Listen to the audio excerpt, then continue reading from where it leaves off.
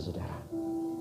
Jadi sekali lagi saya katakan bahwa Tuhan bukan kekurangan dana untuk melakukan pekerjaannya di muka bumi ini.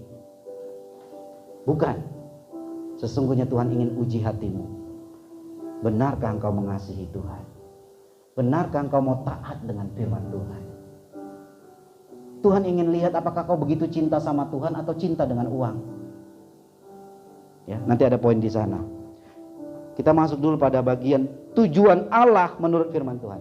Jadi sebenarnya apa sih tujuan Allah? Kenapa harus ada metode persembahan? Kenapa harus ada sulung? Kenapa harus ada persepuluhan? Kenapa itu harus ada? Kenapa Alkitab harus memerintahkan itu? Mungkin kita bertanya-tanya ya. Yang pertama adalah agar kita terlepas dari penyakit cinta uang. 1 Timotius 6 ayat 10. Kita baca sama-sama aja ya. Kita baca sama-sama. 1, 2, 3, iya. Karena akar segala kejahatan ialah cinta uang. Sebab oleh memburu uanglah beberapa orang telah menyimpang dari iman dan menyiksa diri dengan berbagai-bagai duka. Amin. Akar segala kejahatan adalah cinta uang. Ada banyak suami tidak lagi setia kepada istrinya karena sudah banyak uang. Pernah lihat kejadian seperti itu? Ada banyak istri tidak lagi hormat kepada suami karena dia lebih banyak uang daripada suaminya. Parah nggak uang itu, saudara? Parah. Ada banyak anak durhaka sama orang tua gara-gara nggak dapat warisan. Tuntut orang tuanya ke pengadilan. Pernah ketemu kasus itu? Jahat ya uang itu ya. Dan banyak lagi persoalan dikatakan akar dari segala kejahatan. Coba saudara coba hitung ada berapa banyak kejahatan di dunia ini. Pembunuhan, perampokan, perselingkuhan.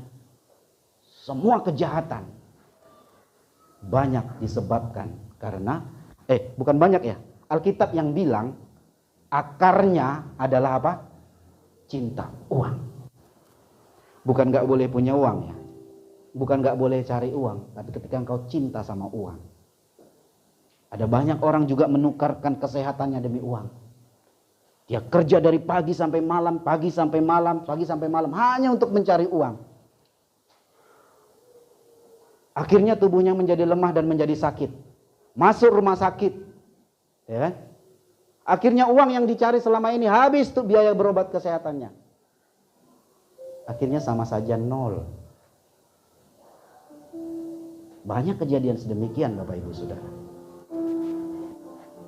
Jadi kenapa Tuhan suruh kita memberi persembahan? Supaya engkau tidak terkena atau tidak terpapar virus cinta uang. Memang kalau orang udah cinta uang, kalau orang udah cinta uang, pendeta khotbah tentang persembahan, itu pasti bertolak belakang dengan hatinya. Aduh, saya nggak suka ini khotbah yang ini.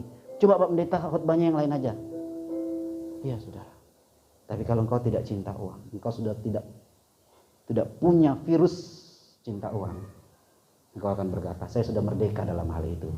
Hari ini kami sekeluarga, termasuk ya, ketika saya PK khotbah di PT, pertama kali saya khotbah itu buah sulung. Pertama kali saya melayani buah sulung. Semua saya jadikan buah sulung. Itu bukan jadi satu beban lagi. Tapi memang kami melihat Tuhan tidak pernah berutang dengan anak-anaknya. Amin. Saudara percaya bahwa Tuhan gak akan berutang dengan saudara? Dia akan kembalikan. Tuhan tidak akan pernah mungkin melihat anak-anaknya itu kekurangan. Satu bukti bahwa bangsa Israel bangsa yang kecil, negara yang kecil di antara lautan Arab, saudara. Saya katakan demikian. Tapi sampai hari ini Tuhan menyertai mereka. Kenapa? Karena Tuhan berkenan kepada mereka. Karena mereka adalah umat pilihan. Ya, saudaraku yang terkasih. Jadi kalau firman Tuhan hari ini datang kepada kita, saudara renungkan, Tuhan sanggupkan saya, mampukan saya untuk lepas dari roh cinta uang. Karena roh cinta uang akan mencengkram saudara untuk tidak taat kepada Tuhan. Karena roh cinta uang akan mencengkram saudara untuk tidak lagi, untuk menjadi orang yang jahat. Ya saudara. Itu sesuai dengan firman Tuhan, bahwa akar dari segala kejahatan adalah cinta uang. Sebab oleh memburu uanglah beberapa orang telah menyimpang dari iman. Banyak orang, udahlah nggak usah ibadah-ibadahan lah. Ya, kalau saya ibadah nanti omset saya udah tekor berapa sekian juta dan sebagainya. Menyimpang dari iman dan menyiksa diri dengan berbagai-bagai duka. Ada banyak orang demi mencari uang, dia lupakan keluarganya, dia lupakan imannya, bahkan dia korbankan kesehatannya demi uang. Itu sebabnya ada yang namanya persembahan dalam iman kita, supaya kita tidak menjadi orang yang cinta uang. Karena ketika engkau mati, uangmu kamu bawa atau kamu tinggal?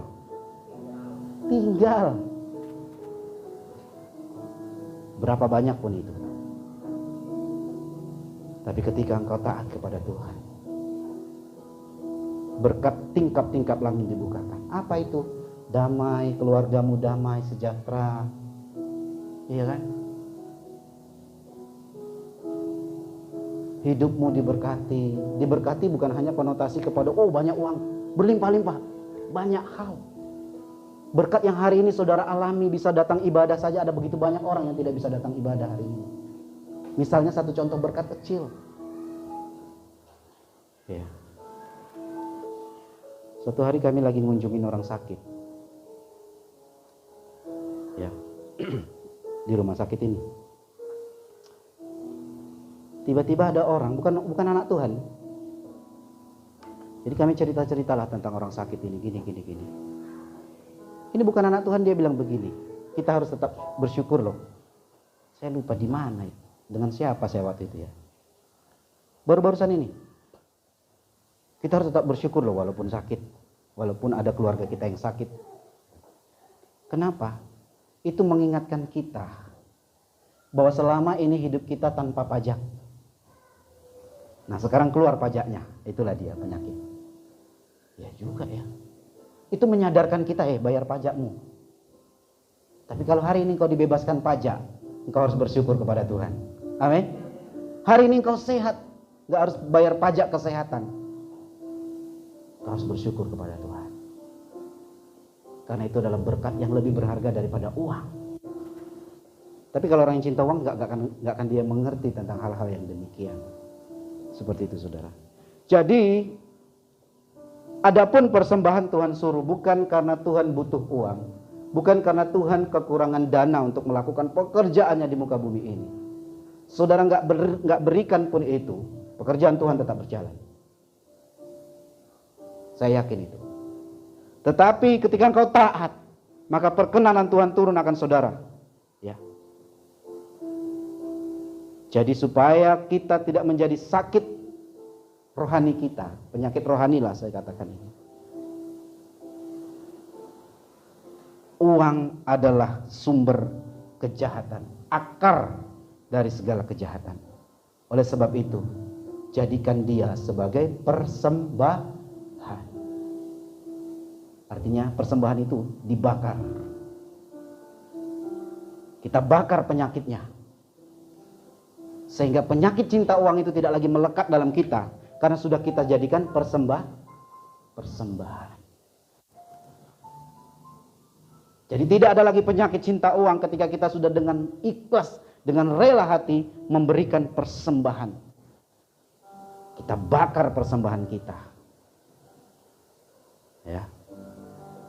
Di sanalah penyakit cinta uang juga kita bakar. Kita akan dengan mudah mengasihi, menyayangi orang tua kita.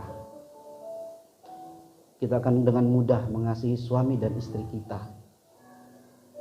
Karena sering sekali uang jadi masalah di sana. Itulah kenapa Allah itulah tujuan kenapa ada persembahan-persembahan yang demikian. Ketika saudara sedang memberikan persembahan, terutama dalam konteks ini adalah persembahan sulung, engkau sedang mematikan virus cinta uang dalam hatimu. Amin. Ketika engkau memberikan persembahan, engkau sedang membakar virus cinta uang. Saudara, kadang kita nggak sadar, saking cintanya kita sama uang, tergila-gilanya kita, ada banyak kejahatan yang kemudian kita lakukan. Tapi ketika engkau memberikannya sebagai persembahan, engkau sedang membakar virus itu. Engkau sedang mematikan virus itu dalam hatimu, dalam pikiranmu, dalam hidupmu. Saudara boleh buktikan. Saya selalu berkata, setiap firman yang saya bagikan dari mimbar ini, saudara uji. Saya bersedia kita bersikap fair, saudara. Tapi saya yakin dan percaya, sesuai dengan firman Tuhan berkata, di balik ketaatan ada berkat. Gak mungkin Tuhan bohong kepada saudara. Kalau saudara taat, saudara diberkati. Seperti itu saudara. Yang kedua,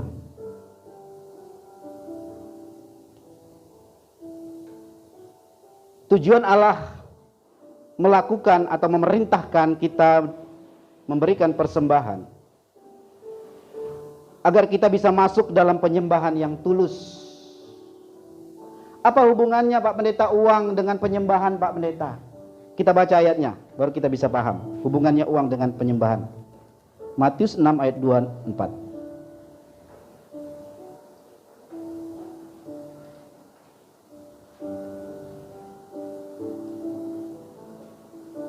Ya. Kita baca sama-sama aja ya. Sambil kita meresapinya. 1, 2, Matius 6 ayat 24. 1, 2, 3, ya. Tak seorang pun dapat mengabdi kepada dua tuan. Karena jika demikian, ia akan membenci yang seorang dan mengasihi yang lain. Atau ia akan setia kepada yang seorang dan tidak rendahkan yang lain. Kamu tidak bisa mengabdi kepada Allah dan kepada Mamon. Mamon itu dewa uang. Alkitab menyebutkan dewa kejijikan. Karena Mamon itu saingannya Tuhan. Mamon memikat hati anak-anak Tuhan. Ya. Mamon membuat anak-anak Tuhan lebih cinta kepada dunia daripada kepada surga. Ya saudara. Dewa Mamon ini membuat orang tergila-gila dengan keindahan dunia. Kemewahan, kemegahan dunia, padahal dia akan tinggalkan dunia ini. Saudara coba renungkan itu, ada banyak orang begitu tergila-gila dengan dunia ini, dengan Mamon ini, padahal dia pun sebenarnya tahu bahwa semua itu akan dia tinggalkan.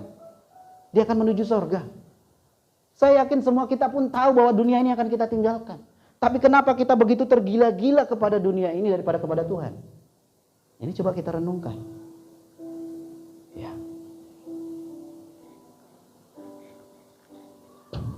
Mamon adalah dewa uang, Amor adalah dewa cinta. Kedua dewa ini adalah dewa kejijikan bagi Tuhan. Uang sering membuat kita tidak tulus dalam menyembah Tuhan. Saudaraku, siapa Tuhanmu? Seperti pelajaran paradigma yang kita pelajari minggu lalu. Siapa Tuhan? Seperti itulah dirimu. Dewa Mamon adalah dewa yang memikat hati banyak orang. Kamu nanti kalau punya uang, kamu nanti akan begini, nanti akan ini, akan indah lah pokoknya, inilah ini, semua ditawarkan dengan dewa Mamon ini, saudara. Tanpa akhirnya dia terjebak dalam rutinitas. Seperti ayat yang sebelumnya, mengejar uang, mengejar dunia, tiba-tiba meninggal dunia. Belum sempat dinikmati. Saudara, Tuhan mau kita menikmati berkat-Nya. Amin. Saudara, ada banyak orang diberkati tapi tidak bisa menikmati berkat. Yang terpenting bagaimana kita bisa menikmati berkatnya Tuhan. Itu sangat penting. Ya. Satu lagi dewa Amor, saudara, adalah dewa cinta ya, dewa asmara, si Raja Gombal. Seringkali berkaitan dengan yang bagian pertama tadi, bahwa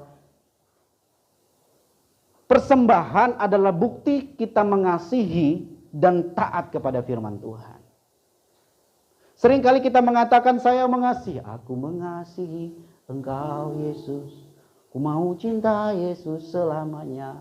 Terkadang kita hanya menjadi si Raja Gombal, menjadi dewa Amor, dewa asmara, hanya sebatas perasaan, tidak sampai ke alam roh. Saudara harus sampai mencintai Tuhan itu sampai ke alam roh saudara, bukan hanya sebatas perasaan, karena perasaan itu berubah, saudaraku. Nah, tapi kebanyakan orang terjebak dengan dewa Amor. Dia mengatakan, wah, aku mengasihi Engkau Tuhan Yesus, sampai nangis loh, beneran loh.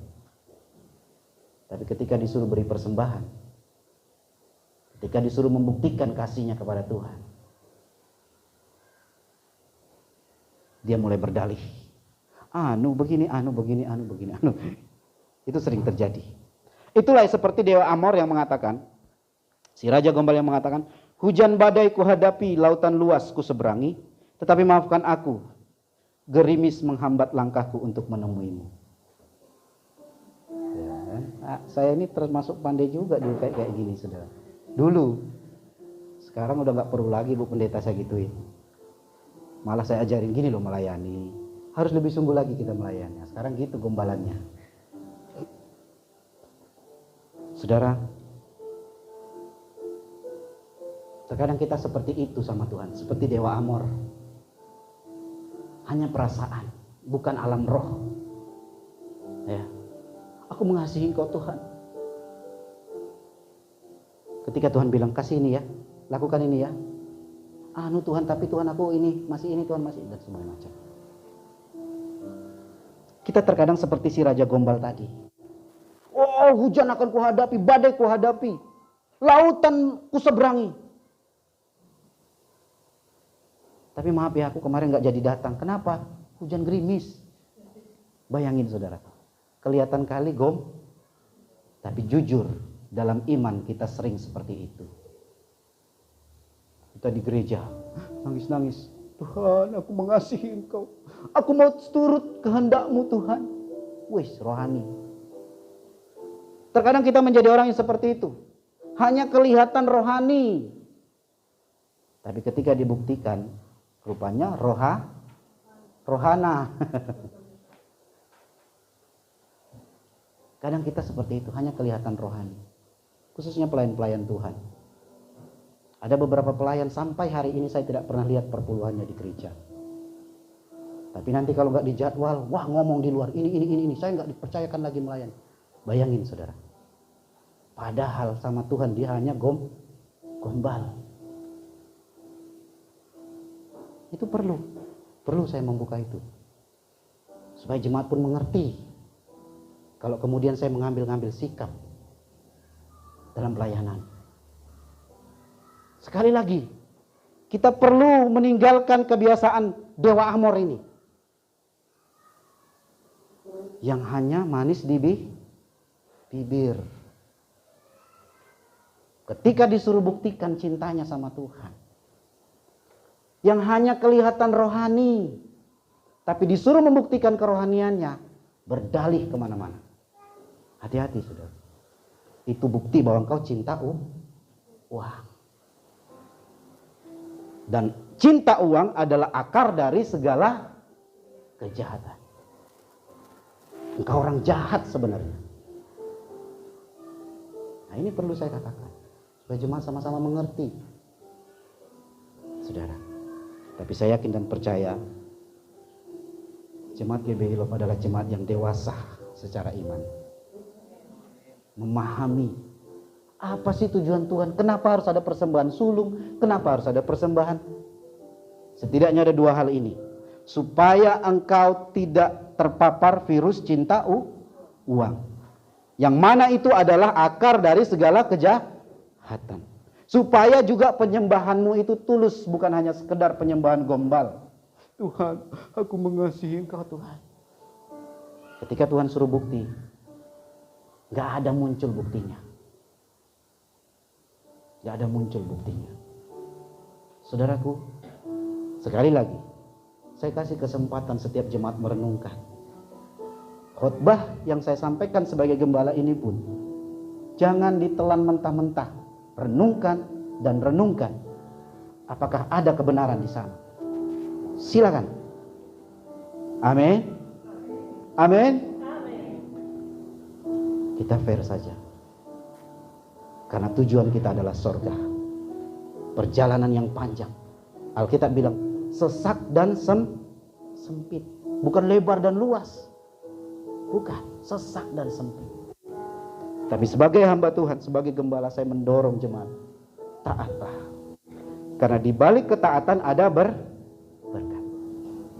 Di balik ketaatan ada berkat. Di dalam kitab Imamat kalau nggak Keluaran. Sedangkan di balik ketidaktaatan ada kutuk. Jadi saya mendorong jemaat Tuhan belajar. Ya, belajar. Iyalah Tuhan. Meskipun berat. Kami saja hamba Tuhan mengatakan apa?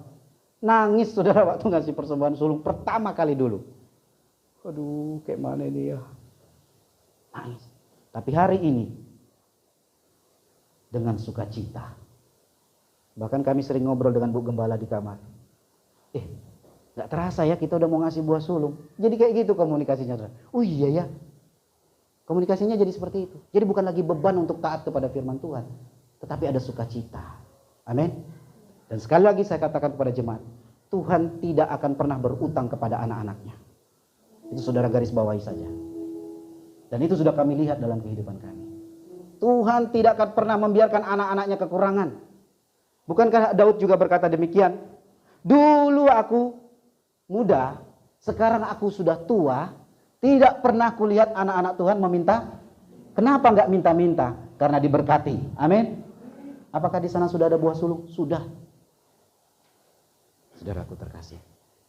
Jadi jemaat Tuhan, tapi jangan saudara nanti merasa terhakimi. Saya enggak ngasih perpuluhan, nanti kayak mana nih saya di gereja ditegur. Tidak akan saya tegur. Tugas saya adalah menyampaikan kebenaran. Saudara taat atau tidak kembali kepada antara saudara dengan Tuhan. Jadi jangan takut nanti, kalau saya nggak ngasih bulan depan nanti Pak Pendeta panggil saya. Tidak akan sedemikian. Tidak. Tapi sebagai hamba Tuhan saya katakan, taatlah. Karena di balik ketaatan ada berkat. Mari kita bangkit berdiri. Haleluya Yesus.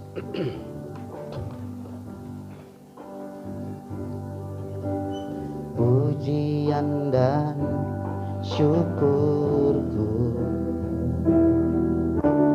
ku bawa